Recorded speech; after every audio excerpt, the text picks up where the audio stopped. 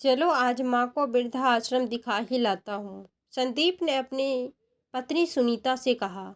तो पास में ही बैठी 70 वर्षीय विमला जी बेटे के मुंह से ये सुनते ही भौचक्के होकर अपने बड़े बेटे का चेहरा देखने लगी। बेटे के चेहरे पर गंभीरता थी। वो बोला, माँ, एक नया वृद्धाश्रम बनाया है, जल्दी से तैयार हो जाओ। आज आपको वहाँ की सब सुख सुविधा दिखा लाता हूँ। कोई कमी हो तो बता देना, फिर कल तो आपको जाना ही है। ये सुन विमला जी खामोश होकर पास में बैठे छोटे बेटे नवीन की तरफ देखने लगी। तो उसने भी कहा, हाँ भैया, आप बिल्कुल सही कह रहे हैं। आप आज ही माँ को वृद्धा आश्रम दिखा लाइए। अगर पसंद नहीं आया तो कोई दूसरा ढूंढना पड़ेगा। जब छोटे बेटे ने भी बड़े की हाँ में हाँ मिलाई तो उन्हें और भी घोर आश्चर्य हुआ। विमला जी को अपने कानों पर विश्वास ही नहीं हो रहा था। उसने सोचने लगी कि मुझे वृद्धा आश्रम भेजा जा रहा है। क्या हुआ जो मैं कभी कभी गुस्से से बोल देती हूँ कि नहीं अच्छा लगता मेरा बोलना, तो वृद्धा आश्रम भेज दो मुझे। लेकिन इसका मतलब क्या? ये लोग सच में मुझे वृद्धा आश्रम भेज देंगे क्या? ये वही बेटा है जो परिवार के कठिन समय में कहता था, माँ, बस एक बार पैसा कमाना शुरू करने दो, मुझे देखना, फिर आपको कभी काम करने की जरूरत ही नहीं पड़ेगी। दुनिया भर के सारे आराम दूंगा आपको। बड़े भाई की बातें सुनकर छोटा बेटा नवीन भी अपनी तोतली जुबान में बोलता, और मैं भी अपने बेटों की इन बातों को सुनकर विमला जी निहाल हुई जाती और फिर दुगुनी ऊर्जा के साथ अपने कामों में जुट जाती। आज उन्हीं बेटों का दोहरा चेहरा उनके सामने आ रहा था। पति रामकिशन जी के निधन के बाद विमला जी ने अपने जीवन में बहुत ही कठिन हालातों का सामना करते हुए बहुत मेहनत से अपने चारों बच्चों को पढ़ा लिखा कर इस लायक बनाया था। आज दोनों बेटियां अपने परिवार में सुखी जीवन जी रही थी। बेटे भी अच्छा व्यवसाय कर अपना अपना परिवार बढ़िया से चला रहे थे। जब दोनों बेटियों की शादी हो गई और जब बेटे इस लायक हो गए, वो अपने पैरों पर खड़े होने लगे, तो बिमला जी ने अपने दिल में ये फैसला कर लिया था कि जो भी थोड़ी बहुत संपत्ति, मकान और जमीन जायदाद रामकिशन जी ने उनके लिए छोड़ी थी, वो सब बेटों के सुपुत्र के नाम कर देगी। वे अक्सर खुद से कहती, आखिर ये सब इनका ही तो है। जब मेरे जीते जिन्हें इनकी ज़रूरत है तो अपने हाथों से ही क्यों नहीं इन्हें सौंप दूँ। अब तो ये इसे संभालने के लायक भी हो गए हैं। अपने इस फैसलों पर वो अड़ी थी और बेटों ने भी उनकी उम्मीदों पर खड़े उतरते हुए अपने मेहनत से उस संपत्तियों को कई गुना बढ़ा दिया था। जब उनके बेटे अपनी सफलता की कहानी लेकर विमला जी के पास आते तो उनके चेहरे पर गर्व की एक चमक आ जाती थी। उन्हें लगता जैसे उनके जीवन का हर संघर्ष त्याग सार्थक हो गया है। लेकिन जब उनके फैसले के बारे में सब रिश्तेदारों को पता चला तो उन्होंने बहुत समझाया। किसी ने कहा, बिमला बहन, ये सब अपने हाथों में ही रखना चाहिए। जो कुछ भी तुम्हारे पास है वो तुम्हारे बुढ़ापे का सहारा है। बेटों को सब कुछ सौंप दोगी तो शायद ये लोग बुढ़ापे में तुम्हारी कदर नहीं करेंगे। पर विमला जी ने बड़ी सरलता से मुस्कुराते हुए जवाब दिया, अरे मुझे अब इन चीज़ों की क्या ज़रूरत है। अब तो बस इतना ही चाहती हूँ कि मेरा ये जीवन थोड़ा बहुत दान पुण्य करने में लगे और इसके लिए मेरी पेंशन ही काफ़ी है। ऐसा कहते हुए उनकी आंखों में संतोष और मन में त्याग की भावना साफ झलकती थी। बड़े प्यार और विश्वास के साथ उन्होंने अपने बेटे को संपत्ति सौंपी और बहुओं को गृहस्थी लेकिन समय के चक्कर के साथ धीरे धीरे सब कुछ बदलने लगा। पहले जहां बेटे बहू हर काम बिमला जी के कहे अनुसार ही करते थे, उनके लिए माँ का हर फैसला पत्थर की लकीर हुआ करता था। बिमला जी के कहने पर सब कुछ इस पारंपरिक तरीके से होता था, जिससे घर की व्यवस्था एक अनुशासन में बंधी रहती थी। घर के हर कोने में उनकी छवि और उनके बने नियमों की एक झलक दिखाई देती थी। फिर धीरे धीरे समय बदला तो अब हर काम बेटे बहू बिमला जी से पूछ कर तो करते, पर अपनी राय भी उससे जोड़ने लगे थे। विमला ने बिना किसी शिकायत के इसे भी सहर्ष ही स्वीकार कर लिया। कुछ साल और बीत गया और अब काम करने से पहले बस उन्हें बता दिया जाता। उनका सुझाव लेना अब शायद जरूरी नहीं रह गया था। उन्हें साफ महसूस हो रहा था कि उनका अधिकार अब धीरे धीरे खत्म हो जा रहा है, पर उन्होंने अपने मन को समझा लिया। समय आगे बढ़ता गया और अब बेटे बहू उन कामों के बारे में भी केवल वही बताते जो उन्हें जरूरी लगता। विमला जी की आंखों के सामने जैसे गृहस्थी की पूरी व्यवस्था बदलने लगी थी। उनके पुराने नियम, आदर्श और परंपराएं अब बहुओं के नए तौर तरीके में खोने लगी। विमला जी चुपचाप इस बदलाव को देखती, मानो उनके जीवन भर की मेहनत और उनके बनाए हुए उस घर की जड़ें हिल रही हो। एक समय था जब वही इस घर की रीढ़ थी, लेकिन अब उनकी भूमिका धीरे धीरे बदलती जा रही थी। पहले विमला जी के नियम कायदे से चलने वाली गृहस्थी अब बहू के नियम कायदों के अनुसार आधुनिक तरीकों से चलने लगी। इस बात का एहसास भी उन्हें होने लगा था कि वो जब भी बीच में कुछ बोलने की कोशिश करती है तो उनका बोलना किसी को भी पसंद नहीं आता था। वह कहती, अभी आपका ज़माना नहीं रहा माँ जी, हम हमारे हिसाब से सब कर लेंगे। और बेटे भी कहते, अब आपको किसी भी तरह की चिंता करने की कोई ज़रूरत नहीं है, आप बस देखती जाओ, माँ सारे काम हो जाएंगे। कभी कभी किसी काम को लेकर बेटे बहू ने उनकी ज़्यादा बहस भी हो जाती तो विमला जी के आत्मसम्मान पर बहुत ठेस पहुंचती, बहुत गुस्सा आता उन्हें। और कई बार गुस्से में वो कह बैठती कि अगर मेरी नहीं सुननी है तो अपनी ही मनमर्जी चलानी है तो मुझे किस वृद्धा आश्रम में क्यों नहीं छोड़ाते। इतना सामर्थ्य तो मैं रखती हूँ कि मेरी पेंशन से वृद्धा आश्रम में मेरे रहने का खर्चा तो चल ही जाएगा। माँ की बात सुनते ही सब लोग एक दूसरे का मुंह देखने लगते हैं, फिर सन्नाटा सा छा जाता है। पर आज बेटे के मुंह से वृद्ध आश्रम की बात सुनी तो उनका हृदय तार तार हो गया।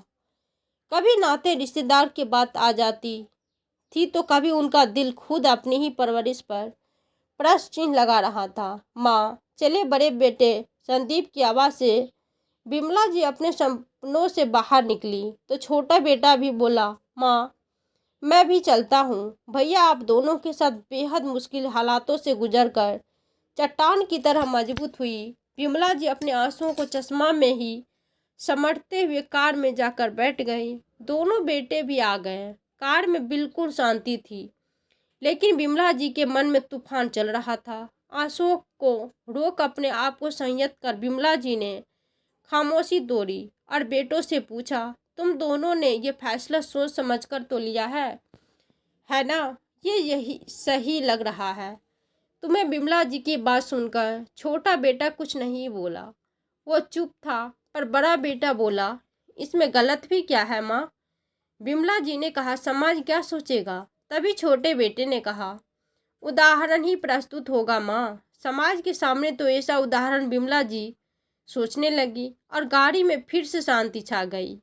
उनकी आंखों फिर बरसने लगी।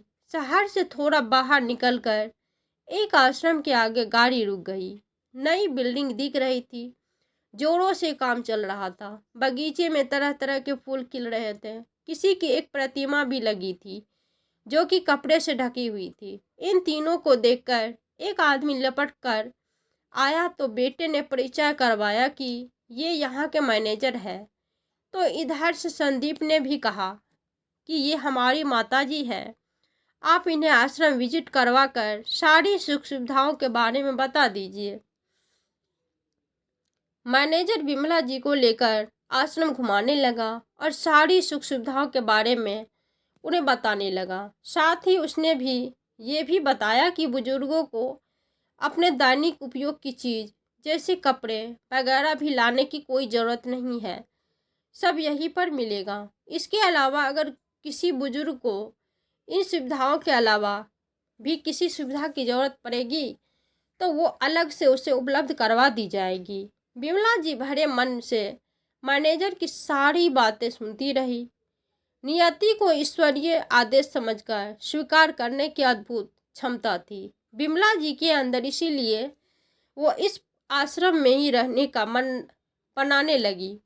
मैनेजर के साथ बिमला जी आश्रम में घूमकर आई तो देखा कि दोनों बेटे आश्रम के ऑफिस में बैठकर कुछ लोगों से बातचीत कर रहे थे।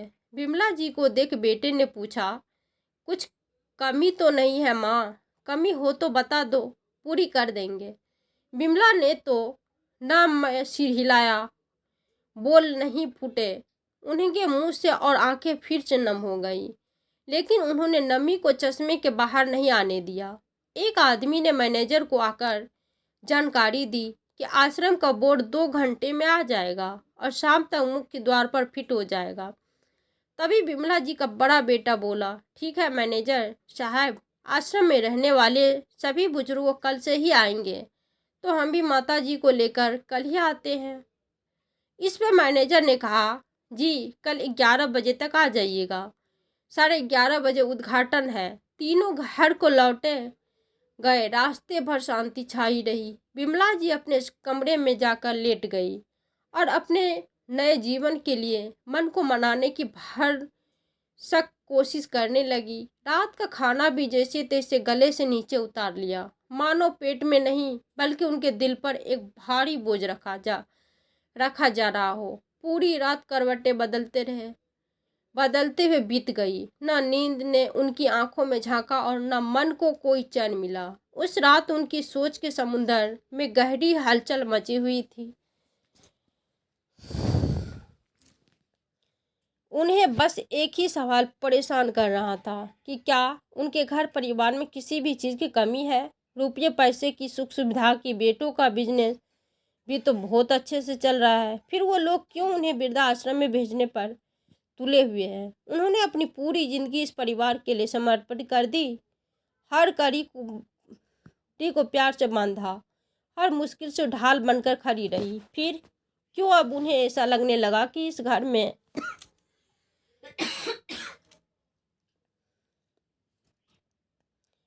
दिल में एक टीस से उठती रही। क्या वो सचमुच इस परिवार को बोझ लगने लगी है? क्या उनका अब यहाँ होना उनके बच्चों के बर्दाश्त के बाहर हो गया है? क्या उन्होंने कुछ ऐसा किया कि जिससे उनकी ममता उनके बच्चों के दिलों में फीकी पड़ने लगी है? यही सब सोच सोच कर सारी रात बिमला जी की आंखों से आंसुओं की धारा बहती रही। सुबह उठी तो घर के सब सदस्य बड़े उत्साह से वृद्धाश्रम जाने की तैयारी कर रहे थे। ये देखकर उसका मन और भी ज़्यादा दुख से भर गया। वो सोचने लगी, इतनी खुशी है लोगों को मुझे वृद्धा आश्रम छोड़कर आने की, बेहद बेझिल मन से जैसे तैसे वो भी तैयार हुई। कुछ भी खाने पीने का उनका मन नहीं हुआ। सभी तैयार होकर निकलने लगे तो बिमला जी अपने लड्डू गोपाल की मूर्ति उठाने लगी। ये देखते ही बड़े बेटे संदीप ने कहा, नहीं माँ, घर के भगवान आश्रम नहीं जाएंगे, वहाँ तो पहले से ही मंदिर बना हुआ है। अपने बेटे की बात सुनकर बिमला जी हैरान सी लड्डू गोपाल की मूर्ति की तरफ देखकर मन ही मन बोली, कैसे दिन लाया प्रभु कि तेरी मूर्ति पर भी अब मेरा कोई हक नहीं रहा। खैर, जैसे तेरी इच्छा। भारी मन से उन्होंने लड्डू गोपाल जी को प्रणाम किया और चुपचाप कार में जाकर बैठ गई। पूरा परिवार बड़ी गाड़ी में बैठकर रवाना हो गया। सभी चहक रहे थे सिवाय बिमला जी के। बिमला जी सर झुकाकर बैठी थी। थोड़ी देर के बाद बेटे की आवाज़ आई, उतरो माँ, आश्रम आ गया। तो बिमला जी गाड़ी से उतर ही रही थी कि तभी 2 गाड़ियां और आकर रुकी। उन्होंने देखा तो उनकी दोनों बेटियां की गाड़ी थी। उन्हें देखते ही बिमला जी सोचने लगी, दोनों को भी बुला लिया, दुखी हो जाएगी बेचारी मुझे वृद्धा आश्रम में जाते देखकर। लेकिन जैसे ही बिमला जी गाड़ी से उतरी तो आश्रम से 8-10 लोग उनके स्वागत के लिए आगे आ गए। आइए माता जी, कहकर आदरपूर्वक उन्हें अंदर जाने लगे। ये देखकर बिमला जी समझ नहीं पाई कि वो लोग उनका इतना सम्मान क्यों कर रहे हैं। फिर उन्हें लगा कि उनके बेटे बहुत पैसे वाले हैं, इसलिए उनका इतना आदर सम्मान किया जा रहा है। यह आश्रम नया है तो शायद पहले दिन यहाँ आने वाले हर बुजुर्ग का इसी तरह स्वागत किया जाएगा। वो विचारों में उलझी हुई थी कि तभी उनका पोता सोनू बोला, दादी माँ, आश्रम का नाम तो पढ़ लीजिए, नाम से क्या फर्क पड़ता है। ये सोचते हुए बिमला जी ने अपना चश्मा संभालते हुए सर ऊपर उठाकर बोर्ड पर नजर डाली तो बोर्ड पर लिखा था, विमला देवी रामकिशन वृद्ध आश्रम। ये देखते ही उन्होंने हैरानी भरी नजरों से अपने बेटों की तरफ देखा तो दोनों बेटे उनके सामने खड़े मुस्कुरा रहे थे, आंखों में अपनी माँ के प्रति सम्मान और प्यार की चमक लिए। उनके पीछे दोनों बहुएं और बच्चे भी उनकी ओर देखकर खुशी से मुस्कुरा रहे थे।